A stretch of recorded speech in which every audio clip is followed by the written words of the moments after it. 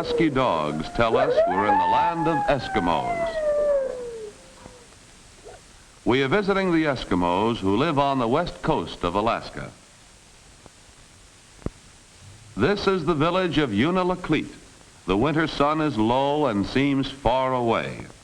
Here Eskimos live in log cabins, for there are forests nearby. Inside one of these homes, Achabuk and his family are asleep on the floor. Their bed is of reindeer skins and blankets. Their pillow is a log. It is morning and time for Achabuk to be getting up. He is wearing a spotted reindeer skin parkie. Father's first job is to start a fire with these shavings. The stove was given to him long ago by men who came to Alaska looking for gold. Outside it is very cold, but the room will heat up quickly. Now Achabuk goes quietly out through the doorway without waking the children. Can you see what he's bringing back? A piece of hard-packed snow to be melted in a kettle for breakfast tea.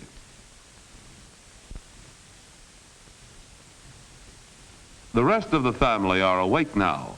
Achabuk's daughter wears boots of white reindeer skin. Her brother has sealskin boots. After breakfast, time to go to school. Even Eskimo children hate to be tardy. The first thing is the oath of allegiance to the United States. Here the primary boys and girls are singing a song with gestures. Back at home, their parents are busy. Father has to keep a supply of stove wood at hand. His frozen breath gives us an idea of how cold it is, 30 degrees below zero. Cold or not, Mother has to hang out the wash. Look where she keeps baby brother. While Mother works, Big Brother Anagik is out along the river chopping ice to be melted into water. Water for drinking and for cooking is precious during the long Eskimo winter.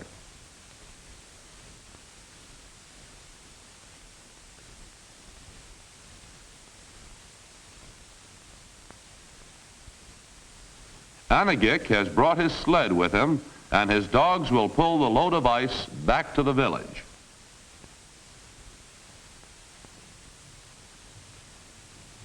Farther out on this same frozen river, the older women of the village are fishing. They must chop holes through the thick ice. This is Kairak with a long-handled ice pick. It cuts out a fishing hole in a short time.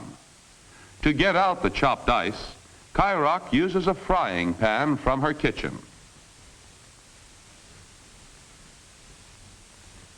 She finds good use for those mittens she knitted last summer.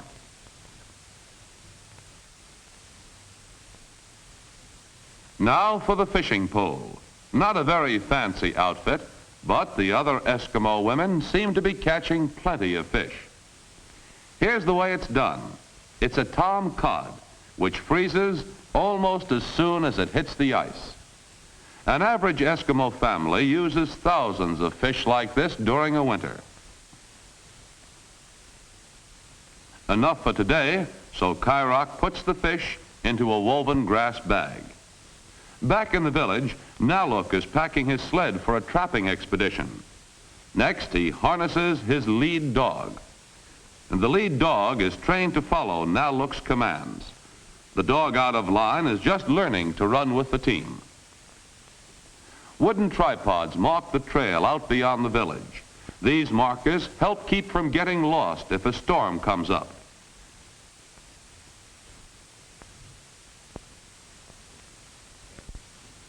An Eskimo fisherman, Kutuk, is setting his traps on a river. Sections of fencing like this are lowered through openings cut into the river ice. Joined together across the river, they keep fish from going upstream except for one space where Kutuk places the fish traps. These traps, made of chicken wire, are open at one end. With the river entirely blocked off, The only place for any fish to go is into Kutuk's traps. At least, that's what he hopes. We'll see whether or not he was right when we return to the traps with him a week later. Was Kutuk right? He certainly was. Here are about 150 pounds of fish. Even in winter, you'll catch plenty of fish if you know how to catch them. Kutuk empties this fish trap about once a week all during the winter. He will trade his catch at the trading post for a new axe or perhaps a gun.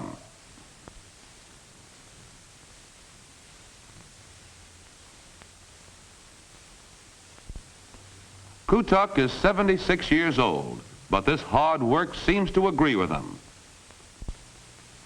Back in the village, this giant sealskin stretched to dry in the sun tells us it is spring and time to hunt seals. Archibald, who is the best hunter in the village, is going to take us on a hunt.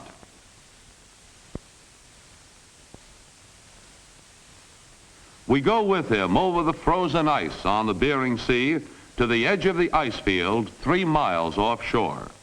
Leaving the dog team behind, Archibald pulls his kayak to the edge of the ice. The snowshoes have kept him from breaking through thin ice. Now he can remove them. He makes sure the ice at the edge is solid. The top of the kayak is light colored. Archibald wears a white parkie and hopes the seals will mistake him and the kayak for a piece of floating ice.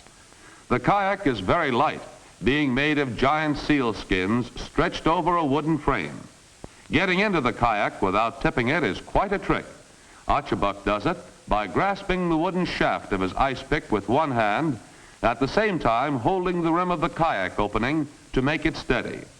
Ivory pegs on the side of the kayak hold his harpoon and ice pick.